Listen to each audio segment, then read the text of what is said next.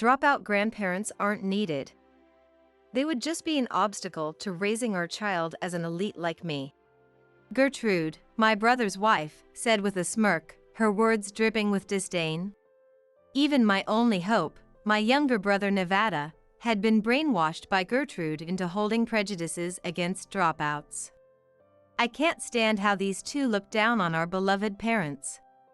Being a dropout doesn't change anything.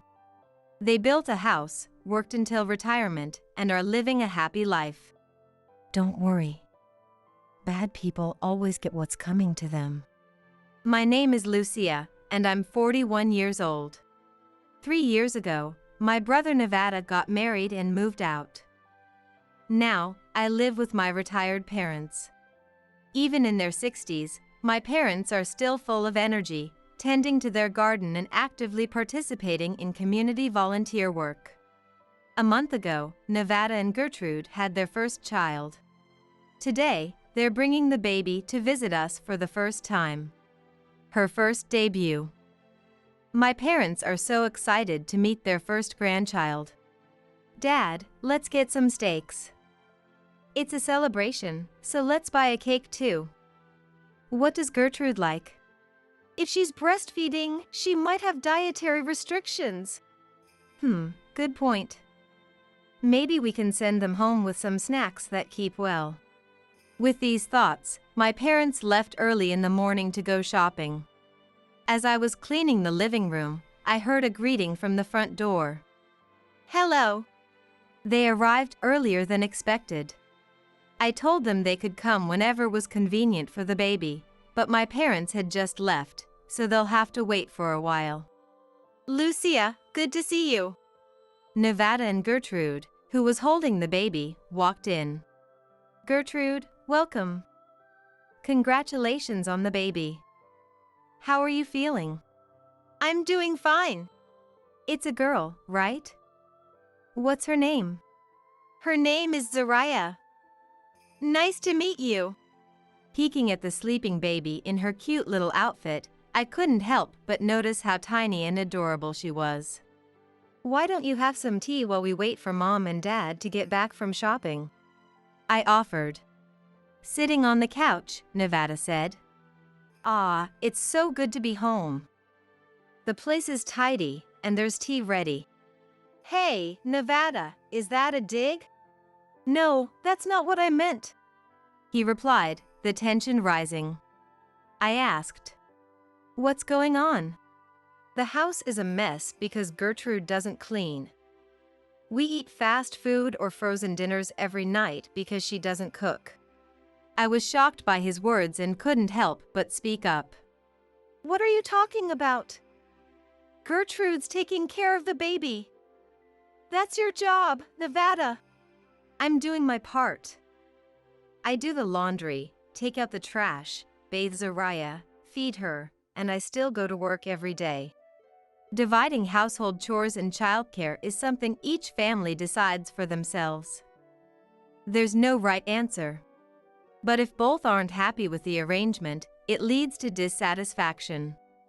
Gertrude, looking exasperated, sighed and said, This is why men are so frustrating. I'd rather spend that time showering Zariah with love than doing chores or cooking. Don't make excuses. You're not great at housework, are you, Gertrude? Excuse me? I graduated from a prestigious university and was trusted to manage the front desk at a large corporation. Of course, I don't have time to be good at housework. Well, now that you're a mother, you should stop making excuses and get on with it. Stop telling me what to do. It's not fair. Women always get the short end of the stick.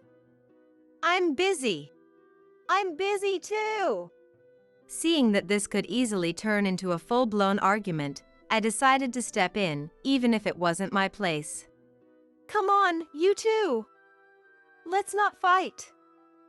Zariah will be upset. Look at how Mom and Dad have always supported each other and made it work. Yeah, you're right. Mom and Dad are like two halves of a whole. Yeah, Or maybe they just gave up on each other after all these years. Gertrude, don't talk like that. Sure, they started dating right after middle school and have been together ever since. What? They were childhood sweethearts? No, they both started working at a food processing plant right after middle school. That's where they met. Gertrude let out a surprised, "Huh?" in a strange voice, clearly shocked.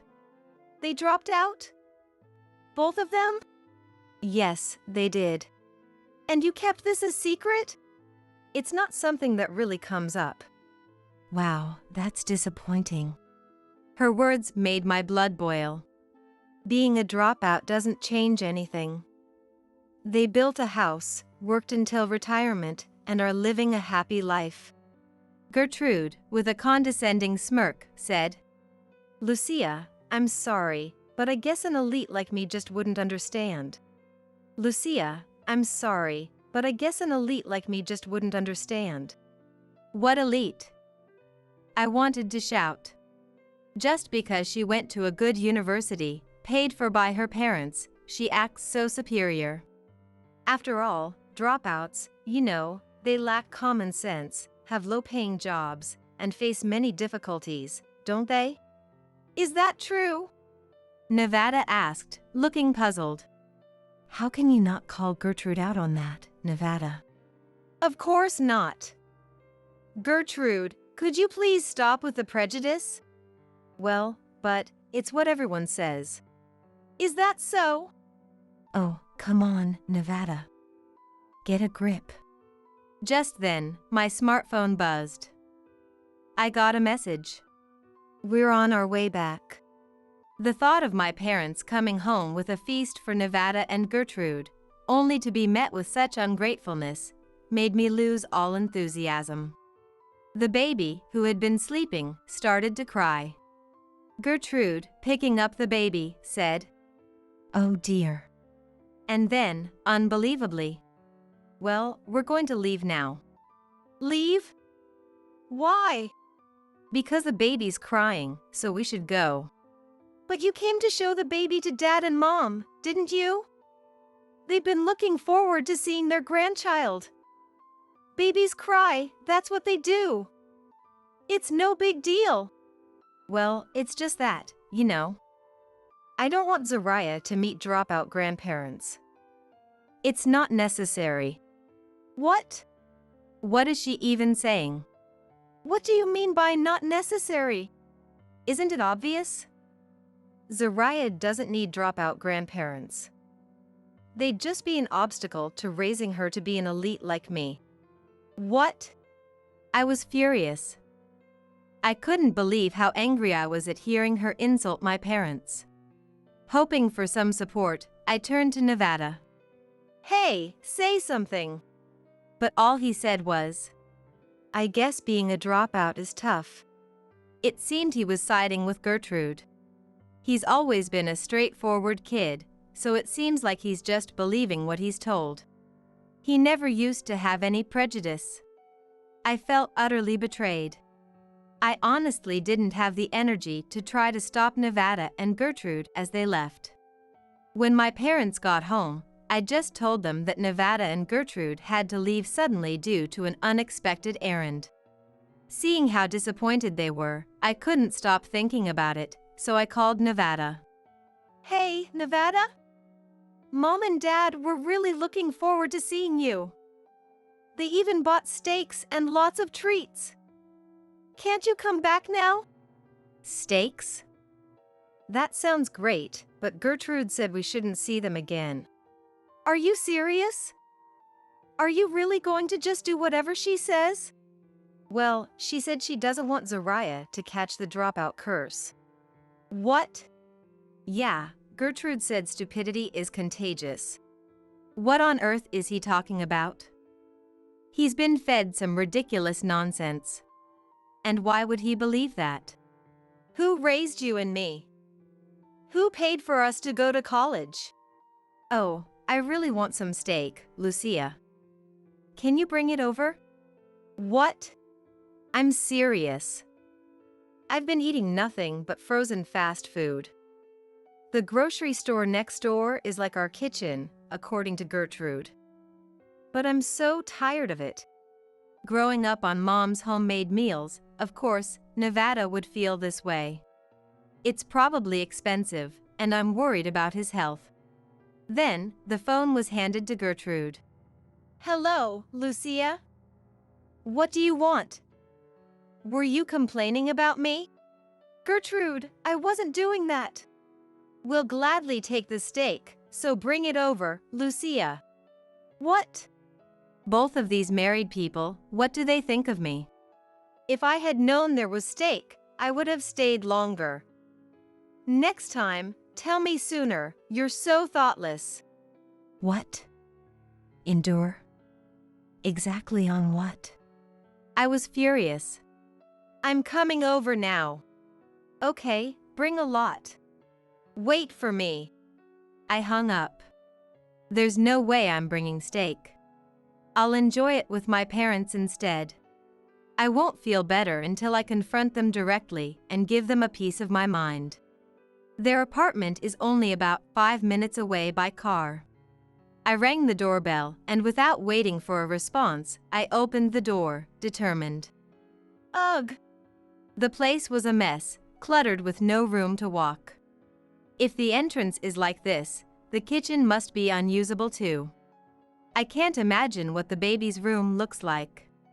Nevada poked his head out from the back. Hey, Lucia, did you bring the steak? What a laid-back voice. No, I didn't bring steak.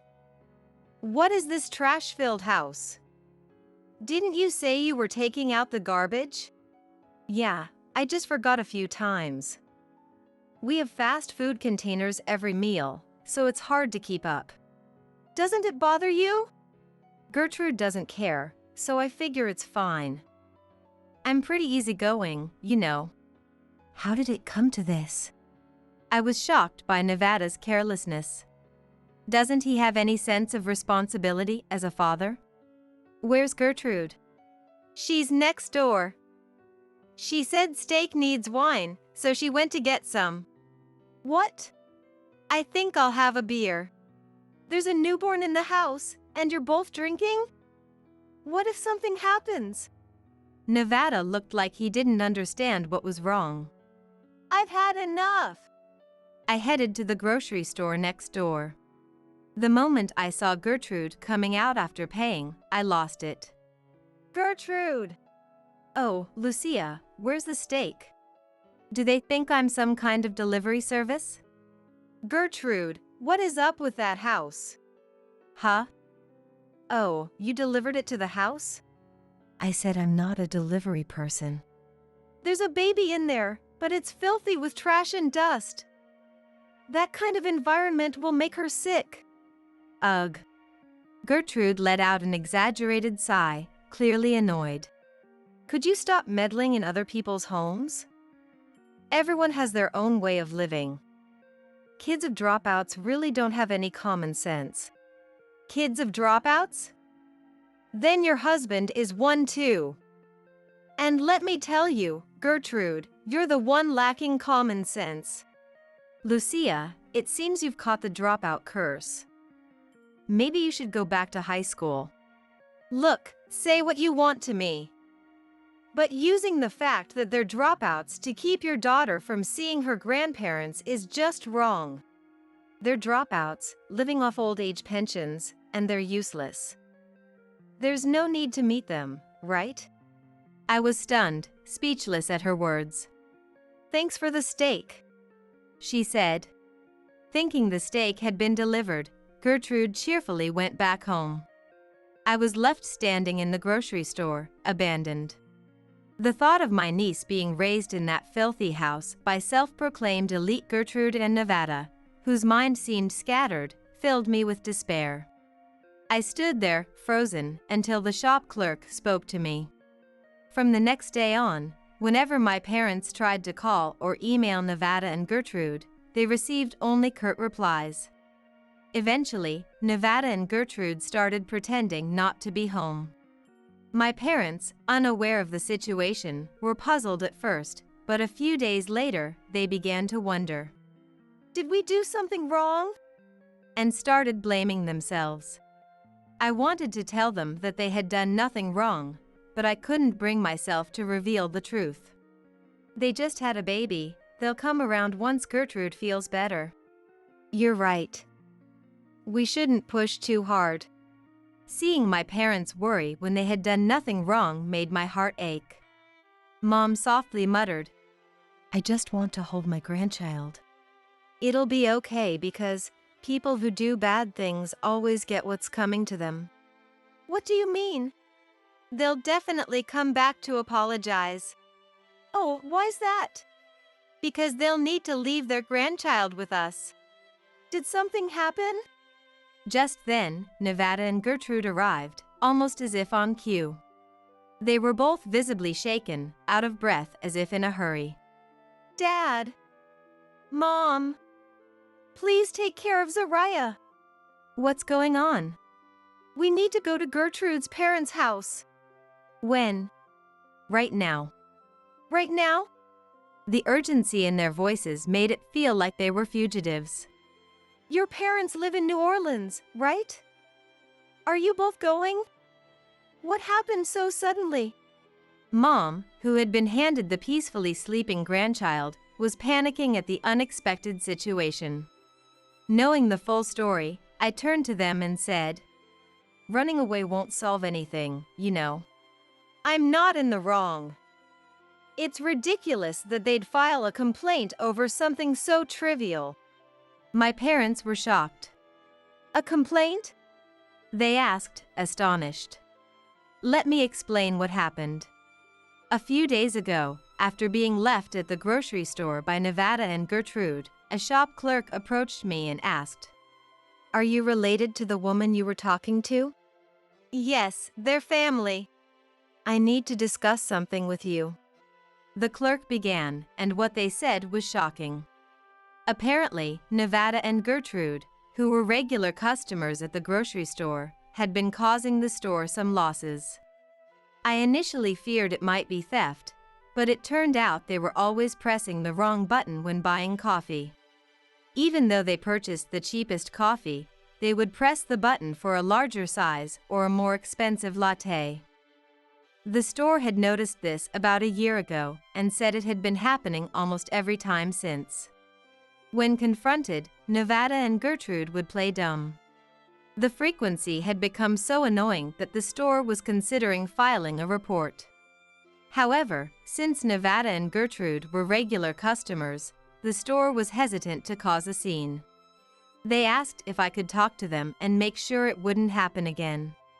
I didn't hesitate and said, Please report them. The accumulated damages must be significant. It's incredibly rude, a major inconvenience, and outright criminal. There's no need for mercy. The store had security camera footage as evidence, and they promptly reported it to the police. The police probably contacted Nevada and Gertrude for questioning, which is likely why they were so panicked. But the idea of running away is just absurd. I don't know all the details, but won't running away just make things worse? I advised, looking at Gertrude. Wait a minute, how do you know about this, Lucia? I heard it from the shop clerk at the grocery store. You were in on it? What? How could you? What did we ever do to you? Tricking us like that is just awful. No, what are you talking about? This is all your own doing. You press the buttons for coffee you didn't pay for. It might be just a few cents, but if you do it hundreds of times, what do you think will happen? I remembered the troubled look on the grocery store clerk's face and felt sorry for them. Gertrude, don't you feel any remorse? Remorse? Why should I? People may press the wrong button by mistake. The shop clerk has been aware of it for a year. Are you really going to insist that you've pressed the wrong button hundreds of times? The clerk doesn't get paid less because of it. They're not really bothered. What are you saying? If no one was bothered, they wouldn't have reported you. Shut up. Stop preaching at me like you're so high and mighty. At that moment, my parents, who had been silent until now, spoke up. Do you really not think it's wrong? Then Dad, calmly, despite the anger he must have felt, said, In that case, you should go to the police station and explain yourself. We'll take care of the child. I was impressed by my parents' calmness, even though they must have been angry. But Gertrude wasn't having it. Don't you order me around. Give Zariah back, she demanded, snatching the baby away. Enough. I won't leave her with you. Gertrude, what are we going to do? Aren't we running? If running away would make it worse, then I'll face the investigation. As long as I have Zariah with me, I'm sure to win. Why's that? Do you really think a mother with a baby this small would be investigated, let alone charged with a crime? Is that true? I was speechless, not just at Gertrude, but at Nevada too.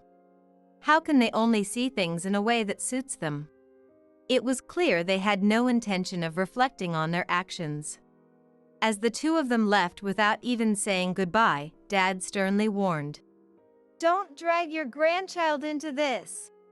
But they didn't even look back. Mom's shoulders slumped in despair.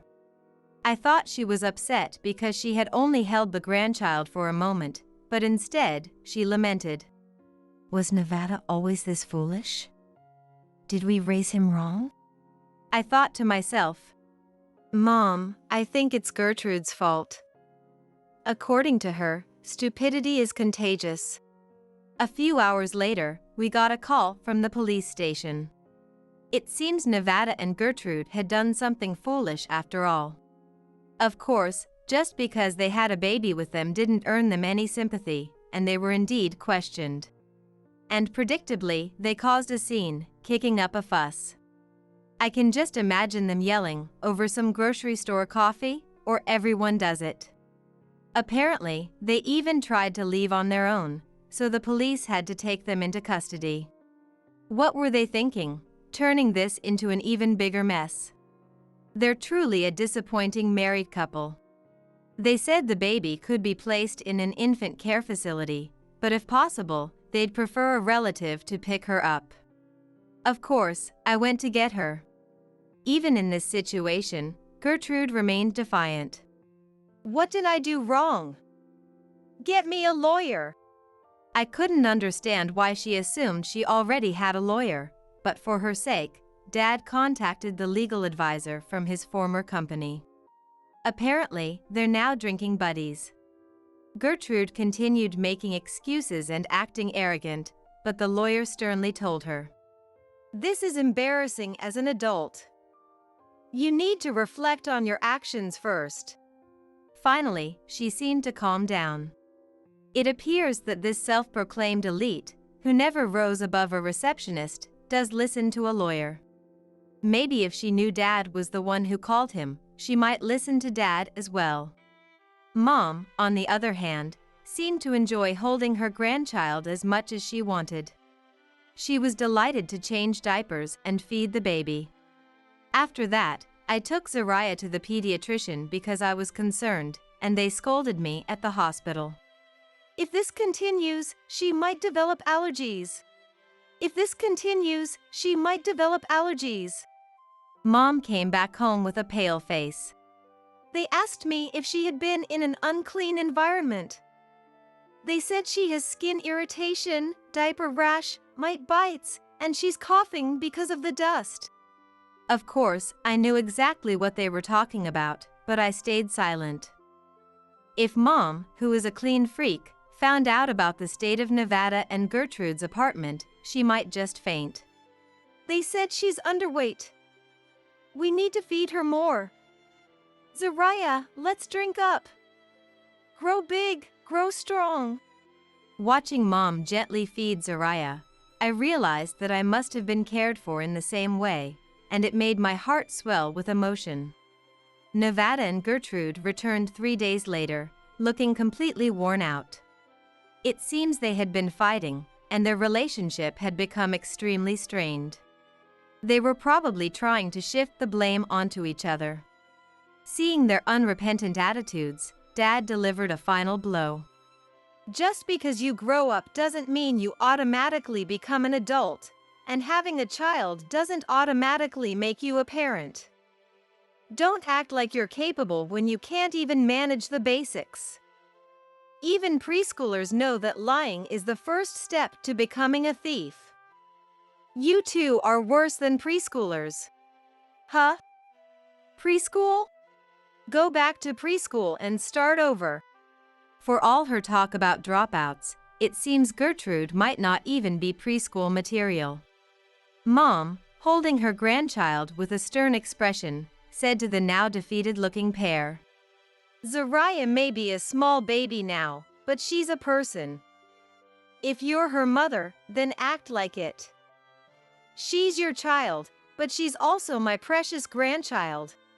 Mom then calmly explained everything the hospital had told her. Gertrude, now thoroughly deflated, quietly listened.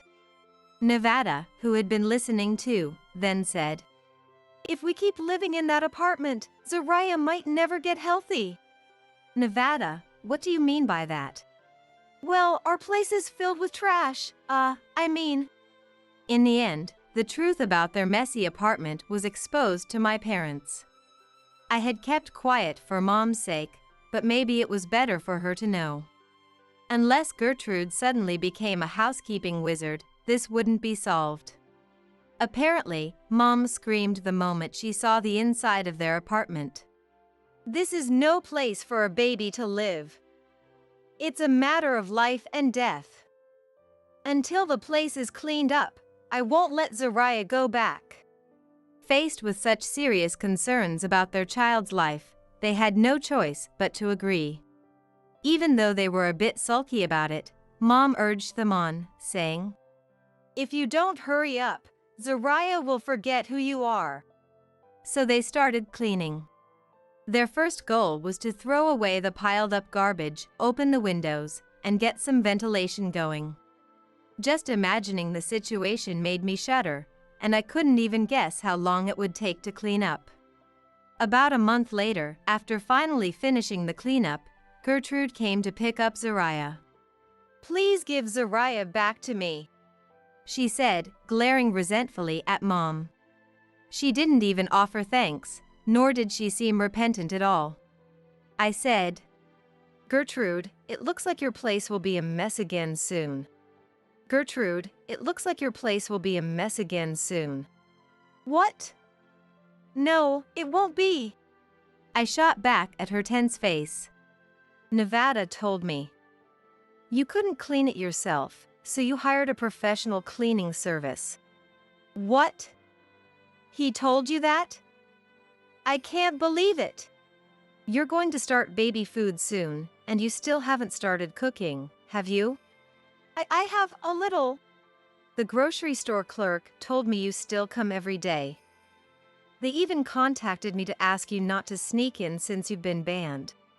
Isn't there anyone on my side? Gertrude, I can teach you how to clean and cook." Mom smiled warmly as she offered, but of course, Gertrude couldn't bring herself to ask for help and stormed out, saying, "No thanks. Oh dear, I would have trained both Gertrude and Nevada together," Mom said as she gently rocked the baby. I also think it would be best for Gertrude to learn from Mom, who's a veteran at housekeeping, but who knows when her pride will allow her to come and apologize. 3 months later. In no time, the apartment became a mess again, and Nevada and Gertrude continued their lazy lifestyle. They're so irresponsible that they can't even take care of themselves, let alone look after a child. Believe it or not, Gertrude started working just to have an excuse not to do housework. She got a job as an office clerk at a shipping company. Given her self-proclaimed elite background as a receptionist, it seems that the only skill Gertrude truly possessed was sitting around and smiling. She couldn't do anything else. With her high pride, she wouldn't listen, wouldn't bow her head, and lacked even basic common sense. Unsurprisingly, she got fired in no time. Even so, I admire that she had the nerve to say, "A company that doesn't recognize my worth? I don't need them." Next, she started working in a pastry shop, in production. She couldn't wake up early and was late every day. It's just a matter of time before she's fired again. I really wish she would stop causing trouble for society. Meanwhile, they left their child with my parents the entire time. For someone who once said she wouldn't let her daughter meet high school dropouts, it seems she dislikes housework even more. I just can't understand it. I can't, in good conscience, send my niece back to that apartment for the sake of her health. I was the only one upset, thinking they were using our parents' home as a daycare. But Mom and Dad seem to enjoy taking care of their grandchild every day, as if it's making them younger. Even today, Mom is lovingly holding her granddaughter. Grow up big and strong, stay healthy, and grow up big.